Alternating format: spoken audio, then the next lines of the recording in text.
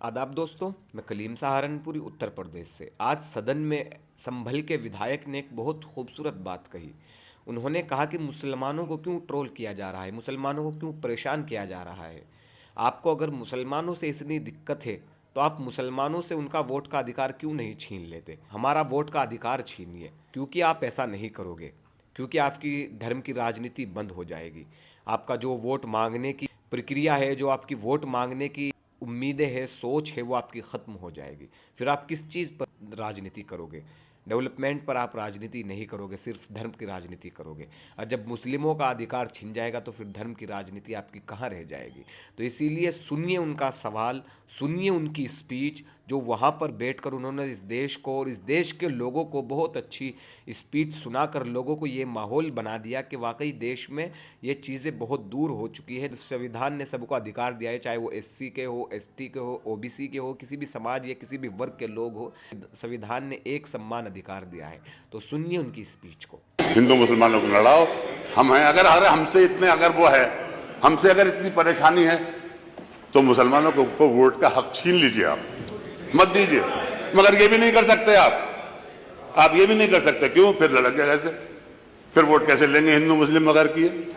इसलिए आप ये काम करें। माननीय अध्यक्ष जी, उसका जवाब संभल के अंदर नहीं, जब ये झगड़ा हुआ, बात हुई, नहीं वो जवाब तो समय पे आएगा। आप शांत रहे। इन लोगों ने झगड़ा कराया, भाजपा के लोगों ने। ये कुछ लोग हैं जो धर्म के नाम पर अपनी राजनीति चमकाना चाहते हैं। तो उन लोगों के लिए ये सत्ता आती है और जाती है। देश वहीं रहना चाहिए, देश के लोग, समाज, धर्म वहीं रहने चाहिए। तो सुनते रहिए आप इनकी बात को। 5 लोग मर गए। समाजवादी पार्टी के राष्ट्रीय अध्यक्ष आदरणीय अखिलेश यादव जी ने एक कमेटी का गठन किया, जिसमें हमारी विधानसभा के नेता प्रतिपक्ष की उसको हेड बनाया गया। जाने नहीं दिया गया, मना कर दिया गया। यहाँ उनको हाउस अरेस्ट कर लिया गया, वहां नहीं जाने दिया गया। किस बात को छुपा रहे थे? किस बात को छुपाया जा रहा था जो इनसे नहीं जाने दिया गया? ये जाते कुछ ना कुछ अमन की बात करते।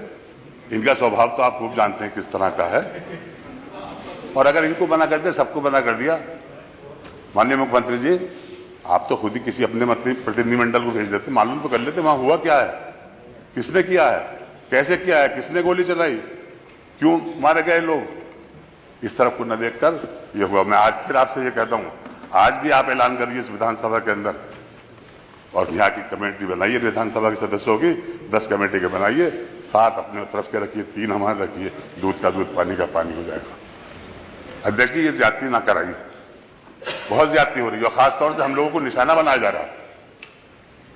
हर ऐसे ऐसे नारे लगाए जाते हैं जिससे हमें उत्तेजित करना का मौका देते हैं, मगर हम उत्तेजित नहीं होंगे।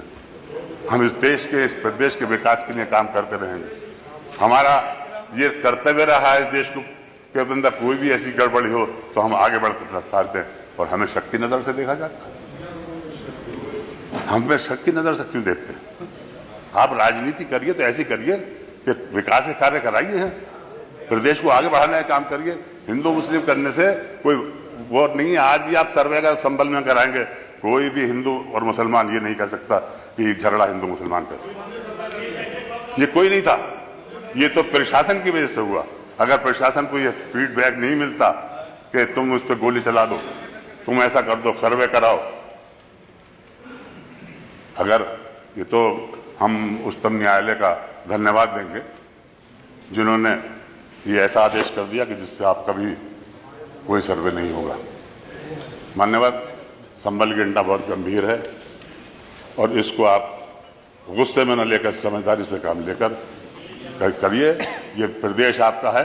आपने ये कहा कि मेरे प्रदेश में आज तक दंगा नहीं हुआ, तो इसकी जांच तो कराइए आप कि इसके पीछे है कौन।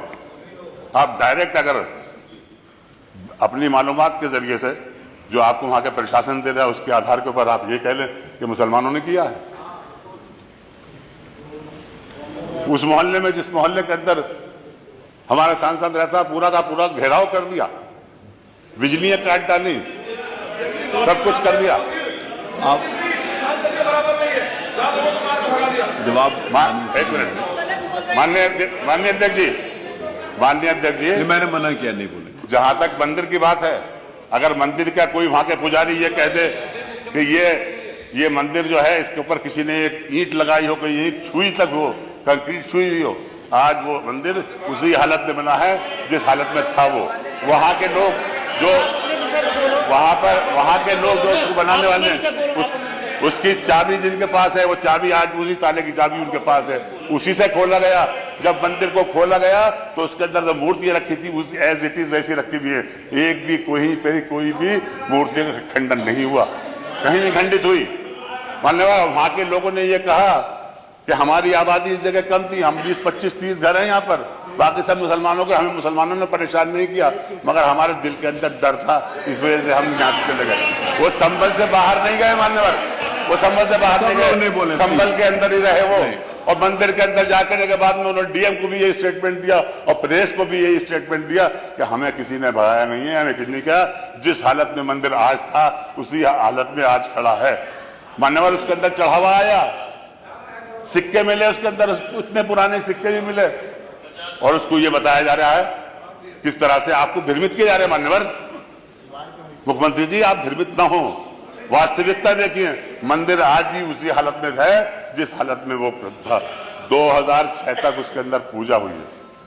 वहां के लोग खुद कहते हैं, जो पूजा करने वाले हैं वो कह रहे हैं 2006 तक हमने पूजा की है उसमें, यहाँ किसी ने हमें भगाया नहीं है, किसी ने कुछ नहीं किया, अपनी मर्जी से गए। हमने अपने मकान बेच दिए यहाँ के, घबराहट रहती थी दिल के अंदर, इस वजह से भेज दिए, कोई किसी ने हमें सताया नहीं। और इसको पूरा का पूरा राजनीतिक रूप दिया जा रहा है। मैं समझता हूँ, देखिए मैं जीत कर आता हूँ, मेरा 7वां टाइम है, मुझे हिंदू मुसलमान सपोर्ट देता है, मैं एकता का प्रचार करता हूँ, मैं एक रखता हूँ, और उस एकता का नतीजा है कि 1991 से मैं आ रहा हूँ और आज तक संभल में कोई झगड़ा नहीं। तो दोस्तों, इस वीडियो से साबित ये होता है कि देश के हालात जितने गंभीर चल रहे हैं, जितने माहौल ख़राब करने की कोशिश की जा रही है, इससे देश का नुकसान है और देश के लोगों का नुकसान है। तो इसीलिए हमें चाहिए कि देश में डेवलपमेंट की बात करें, एजुकेशन की बात करें, ट्रीटमेंट की बात करें, स्वास्थ्य की बात करें और किसानों की बात करें। तो इसीलिए देश में हिंदू मुस्लिम धर्म, मंदिर, मस्जिद, इस चीज़ पर बिल्कुल भी राजनीति नहीं होनी चाहिए। तो इस देश के लिए और इस देश के लोगों के लिए हमें अमन व सुकून की दुआ करनी चाहिए। तो दिए इजाज़त, मैं कलीम सहारनपुरी, उत्तर प्रदेश से। हिंदुस्तान जिंदाबाद।